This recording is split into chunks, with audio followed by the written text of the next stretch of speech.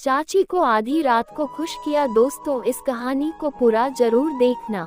मेरा नाम अमित है। हमारा घर तो गांव में है, लेकिन मेरे पापा बिजनेस की वजह से शहर में ही रहते थे, जिसके कारण हमारा पूरा परिवार शहर में ही रहता था। मेरे चाचा चाची गांव में ही रहते थे। मैं अपने चाची के घर आया हुआ था। मेरी चाची बहुत खूबसूरत है और उनकी फिटनेस भी लाजवाब है। 35 की उम्र में भी 25 से अधिक की नहीं लगती है। चाची का मायका शहर में था, इस कारण वह बहुत ही फ्रैंक थी। चाचा जी हमारे गांव के सरपंच थे, तो उनके घर पर काफी लोगों का आना जाना लगा रहता था। और आप तो जानते ही है कि किसी खूबसूरत वस्तु के पीछे दुनिया कितनी दीवानी रहती है। इसलिए चाचा जी ने घर से दूर अपना एक आशियाना बना रखा था। ज्यादातर वह वहीं रहते थे, इस वजह से चाची का मन घर में नहीं लगता था।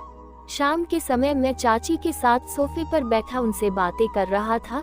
चाचा जी घर आए तो वह मुझ पर गुस्सा करते हुए मेरी ओर देखने लगे और बोले, ये क्या अमित, क्या तुम कल घर जा रहे हो? मैंने बोला, जी चाचा जी। चाचा मुझे घर जाने से मना करने लगे और बोले, मैं 1 हफ्ते के लिए बाहर जा रहा हूँ। तुम्हारी चाची घर में अकेली रहेगी, तुम मेरे वापस आने तक यहीं रुक जाओ।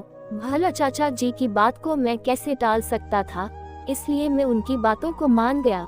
चाचा जी के जाने के बाद चाची ने मेरी माँ के पास फोन करके बोल दिया कि मैं अगले 10 दिनों तक यहीं रुकूंगा।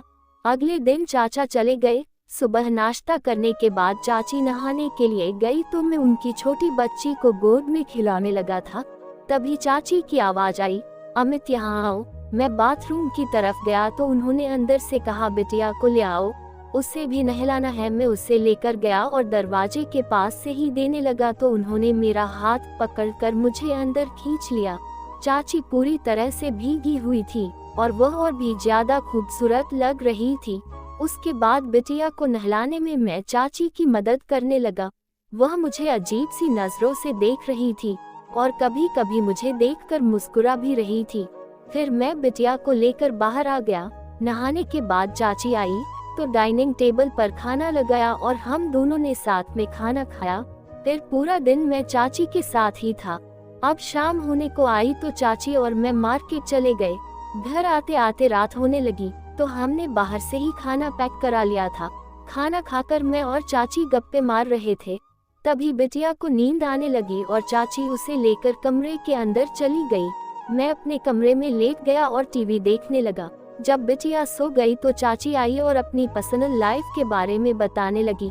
उन्होंने बताया कि चाचा सरपंच है, इस वजह से पूरा दिन बिजी रहते हैं। उन्होंने घर से दूर एक आशियाना बना कर रखा है, जिसमें वह पूरा दिन रहते हैं और देर रात घर वापस आते हैं और खाना खाकर सो जाते हैं।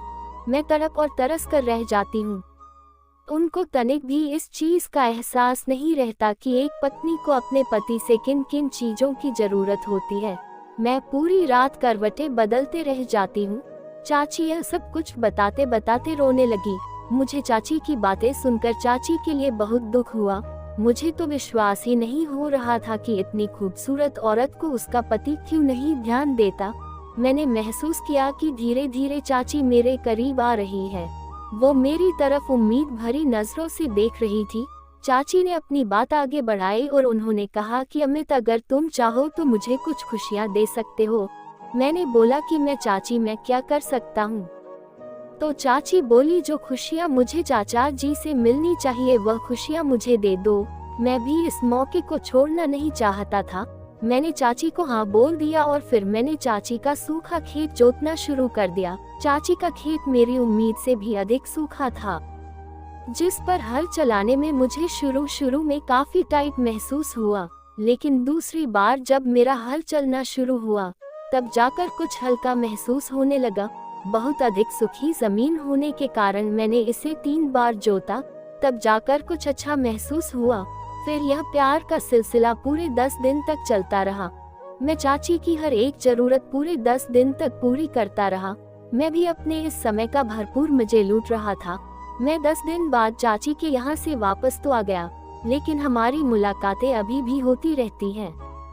कुछ महीनों बाद चाची के बगिया में एक फूल भी खिलने वाला था, लेकिन चाची ने इस बारे में कुछ नहीं बताया कि ये किसका था।